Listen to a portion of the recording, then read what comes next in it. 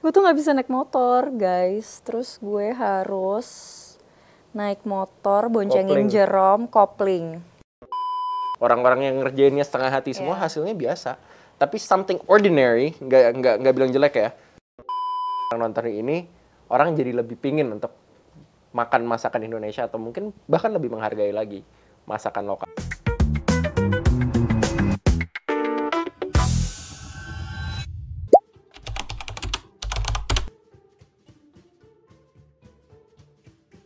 Oke, jadi Mustika Rasa itu buku yang digagas Bung Karno di tahun 60-an kalau nggak salah.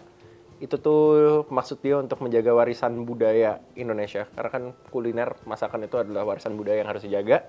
Di dalam buku situ dikumpulin resep-resep dari Sabang sampai Merauke. Kalau nggak salah, di dalam bukunya itu resepnya ada sekitar 1.600-an. Itu buku Mustika Rasa.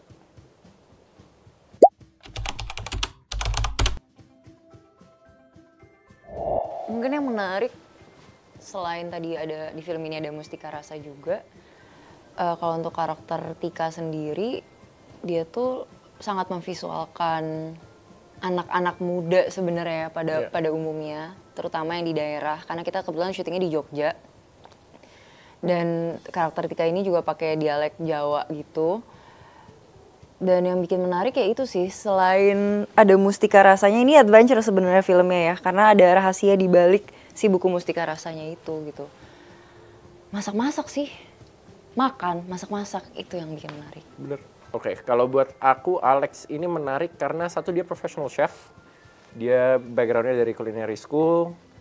Dia punya restoran bareng atau bisnis bareng sama Chef Reza Jerome Kurnia yang sebenarnya lebih talented dari dia. Dan kalau misalnya di dapur itu kan hierarkis banget ya. Ada executive chefnya siapa, chain of command-nya jelas. Alex, karakterku ini di bawahnya Jerome. Walaupun kita partner, kita dua-dua tuh saling... Kita tuh orangnya ambisius banget. Jadi sangat menarik.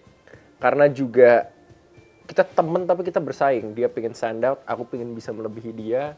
Segala macem. Dan Alex ini adalah tipe orang yang akan menghalalkan segala cara untuk bisa mendapatkan apa yang dia mau. Jadi itu menarik banget, karakternya tricky ya. Dan jadi chef, kapan lagi jadi chef? Iya. Itu. Kalau buat gue kayak masak sih, gue nggak bisa masak sama sekali. Motong-motong pun kayak ya udah motong-motong biasa. Tapi ternyata setelah workshop sebelum syuting ini kan ada workshop kurang lebih berapa ya, 3 minggu ya. 2-3 mingguan ya. 2-3 minggu dan itu kayak hampir tiap hari. Jadi kita bener diajarin kayak motong wortel aja tuh ada caranya gitu loh, dan kayak emang nggak bisa oh yang satu tebel yang satu enggak, harus Dan harus ada presisi. irama yang Iya, gitu. itu sih mungkin yang sulit buat gue itu.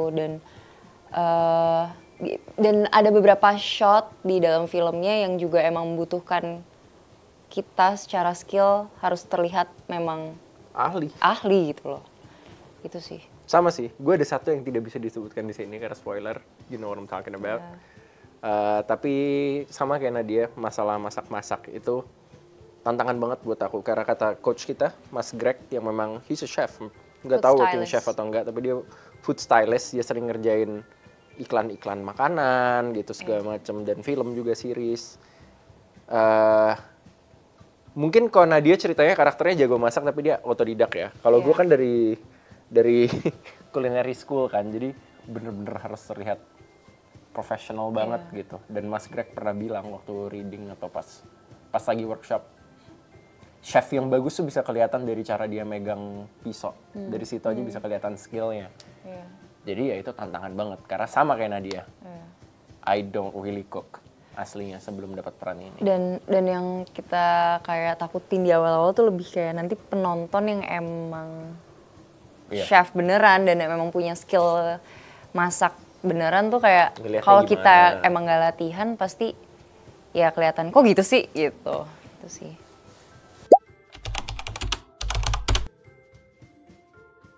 Ya itu tadi kayak yang aku bahas.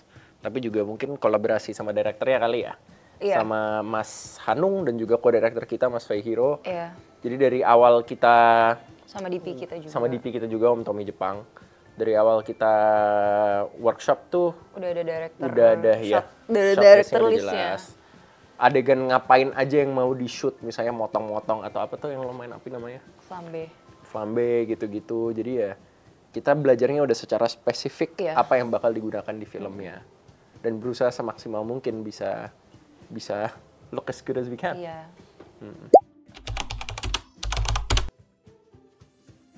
Actually itu the money is good, tapi that's not the main reason kenapa gue ngambil ini ya. Satu, ini Mas Hanung Bramantio yang ngedirect. Gue kerja sama Mas Hanung udah pernah, tapi masih kecil dulu. Sekarang ketika ada kesempatan kerja sama Mas Hanung lagi, it's an opportunity I cannot skip. Dapur film juga, ya in this case bareng sama anak muda jago. Terus juga tidak banyak atau bahkan sudah lama nggak ada film atau series ada ya? Or not, I'm not sure. Tapi udah lama nggak ada yang membahas kuliner atau makanan gitu di Indonesia. Dan menurutku ini kesempatan yang bagus karena ya makanan itu kan warisan budaya yang harus dijaga ya. Dan juga satu lagi dapat peran jadi chef, it's not an offer that comes every day. Yeah. Juga lawan mainnya siapa aja, ada Nadia Arina, ada Jerome Kurnia yang aku ya nonton film-film mereka juga. Di luar mereka, ya, kita udah berapa kali ketemu di premier loh.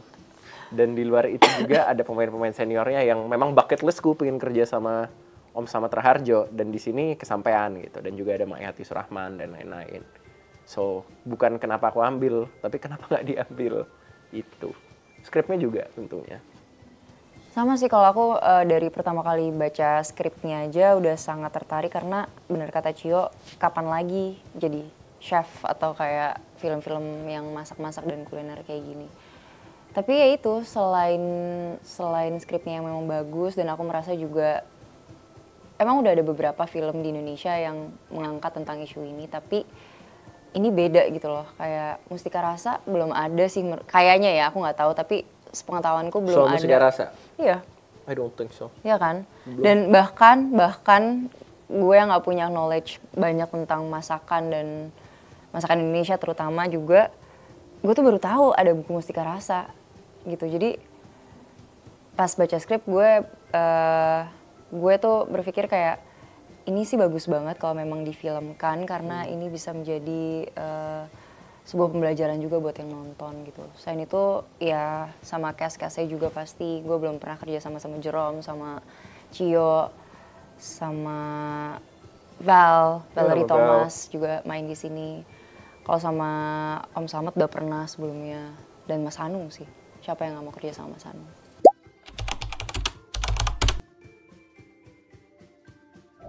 Pasti, setiap film treatmentnya beda, tiap director treatmentnya beda. Bahkan beberapa director yang gue udah pernah kerja bareng beberapa kali juga beda judul, treatmentnya pasti berbeda juga. That is ya mungkin yang lebih beda, ya. Yang lebih beda dari film-film biasanya mungkin karena ini ada shot-shot masaknya gitu, terus ada shot-shot makanannya. Itu sih yang bedanya, banyak banget. Persiapannya sih sebenarnya yang beda. Persiapannya sih. Persiapannya cukup panjang. Matang. Apa yang beda, Nat? Oh, lo belajar naik motor? Oh iya. Baru inget sekarang. Gue tuh gak bisa naik motor, guys. Terus gue harus naik motor, boncengin Jerome, kopling.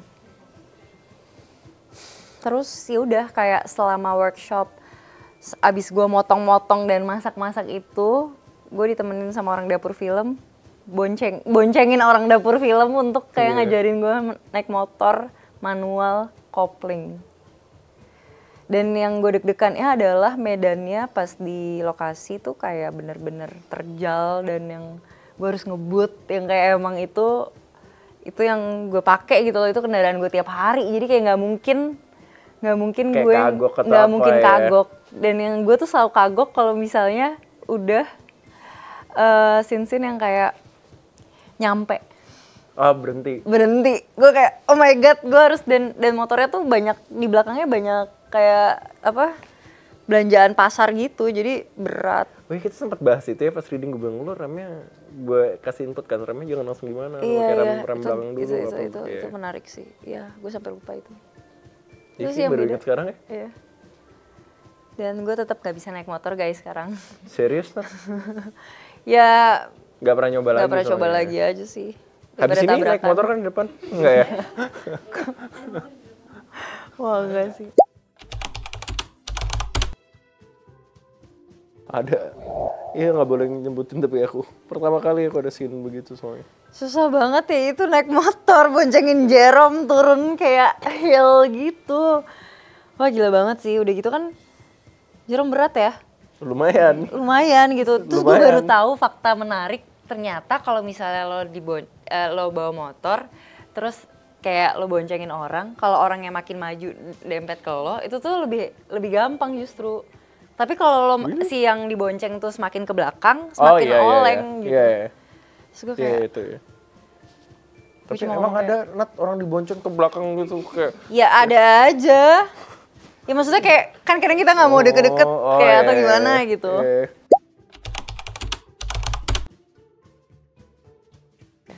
Jago lah Nadia Arina. Enggak lah, Cio aja Cio. Udah. Mungkin kalau gue harapan gue aja ya. Harapan gue yang nonton film ini bukan cuma yang memang professional chef atau yang memang suka dengan masakan atau film-film yang bertema masakan. Harapan gue adalah ini bisa ditonton semua orang kok. Ini ada soal ambisi, ada soal percintaan, adventure.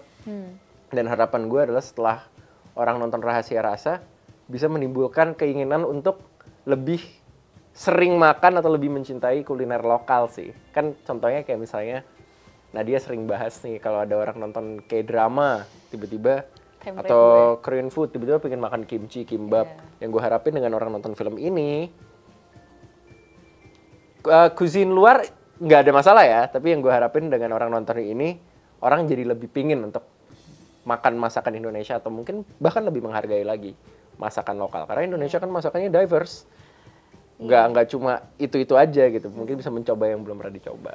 Ya dan kadang kita juga suka kayak nggak terlalu memberikan atensi ke masakan Indonesia padahal ya kalau kita semua tahu negara kita dijajah karena rempahnya gitu.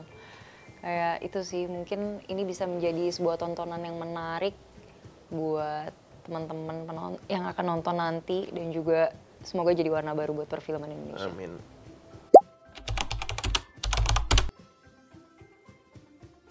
Oh, gue bakmoy. Why? Karena itu makanan di rumah gue dari gue kecil, kayak sering banget masak itu. Jadi gue kayak setiap makan itu rasanya kayak pulang gitu. Tau bakmoy nggak? Tahu. Gue sering makan bakmoy juga di restoran. Kalau di rumah gue nggak ada sih, cause at home gue nggak terlalu makan masakan Indonesia jujur aja. Honestly, bakmoy juga sih.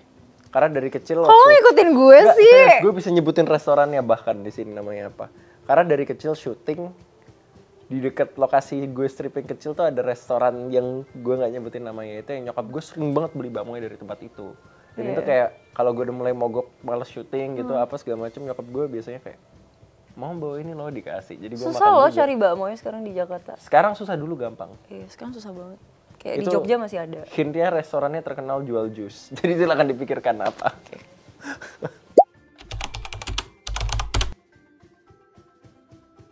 Ada sih.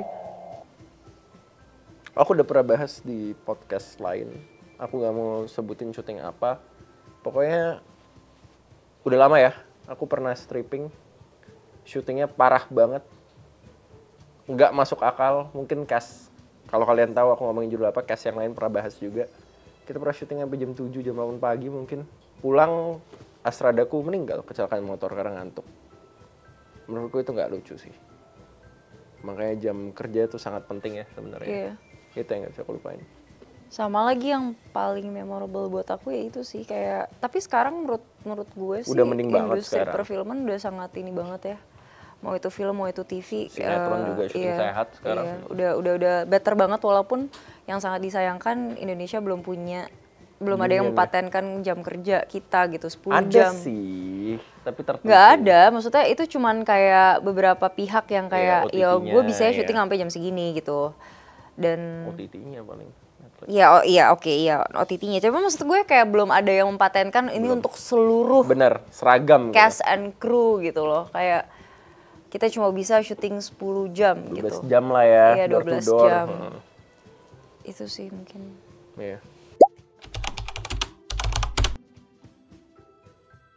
Aku tuh sempat stop bahkan ya, aku tuh syuting sampai umur I don't know, sampai 11-12 tahun paling terus I had no childhood. Teman-teman bisa pulang sekolah apa, main bola atau apa, I don't have any of that. Akhirnya pas umur 12, 13 mungkin, ya umur segitulah aku tuh bener-bener stop, nggak mau syuting sama sekali. Pernah ditawarin film soal bola juga gue nggak ambil. Berapa tahun kemudian pas udah mau mulai lagi, gue ditawarin sinetronnya tentang bola itu. Akhirnya gue udah pernah syuting sebelumnya, but I don't enjoy, sebentar doang, terus ditawarin sinetron bola itu. Akhirnya gue mau dan balik lagi. Jadi kalau pernah jenuh nggak pernah. Kalau sekarang not at all. Karena gue cukup ngerasa fortunate, beruntung ada di industri ini. Gue bisa kerja, ngelakuin apa yang gue suka. Bahkan menurut gue kadang-kadang kayak ini kerja atau liburan ya. Dan juga teman-teman gue, orang-orang yang gue ketemu di industri so far, yang gue kerja bareng adalah orang-orang yang memang I wanna hang out with them di luar syuting pun. Jadi enggak sih kalau jenuh. Tentunya ada sih. Sorry ya, tambah dikit. Kalau misalnya udah kayak syuting. Kadang-kadang pasti pengen kayak, oh I gotta take a break man, ini udah burn out gitu. Tapi paling itu cuma butuh liburan berapa lama, terus udah selesai. Nggak jenuh sih kalau sekarang. Jenuhnya di jalan, malah kalau syuting macet banget Jakarta, ampun. Itu jenuhnya.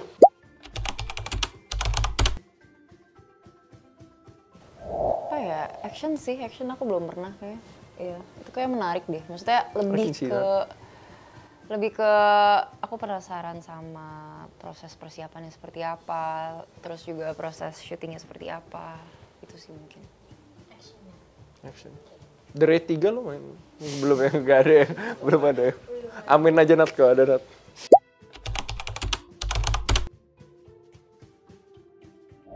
Ini aku ada cerita agak panjang tapi Nadia aja dulu. Naskah pastinya, sutradaranya. PH-nya juga? Atau lebih ke sutradaranya? PH-nya lebih ke, gue nggak sih, gue lihat naskahnya dulu, sutradaranya. Sama kayak, biasanya bisa ngeliat dari berapa hari syuting production value-nya gitu-gitu kan biasanya bisa. Iya. Sama, ya PH-nya mungkin ya, tapi lebih ke, ya kalau misalnya emang produknya udah bagus, gue yakin PH-nya mendukung itu gitu. Bener. Bukan masalah di situ ya sih sebenarnya. Sama apa ya?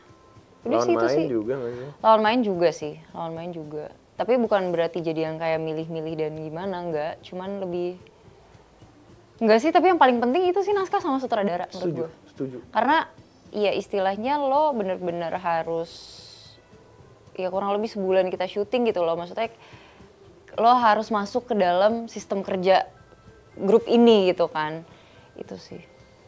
Nah ini menarik nih yang Nadia baru bilang. Gue inget 11-12 tahun lalu mungkin gue diundang ke acaranya Om Deddy Corbuzier yang masih di TV. Pertanyaannya sama. Waktu itu bintang tamunya gue, Ariel Tatum sama Bang Abi mana. Gue sama Ariel, gue lupa siapa yang jawab apa. Kita jawab, satu jawab karakter, satu jawab cerita. Bang Abi kalau nggak salah waktu itu jawab suasana kerja. Iya. At the time gue nggak ngerti. Tapi semakin pengalaman gue semakin banyak, gue ngerti sih.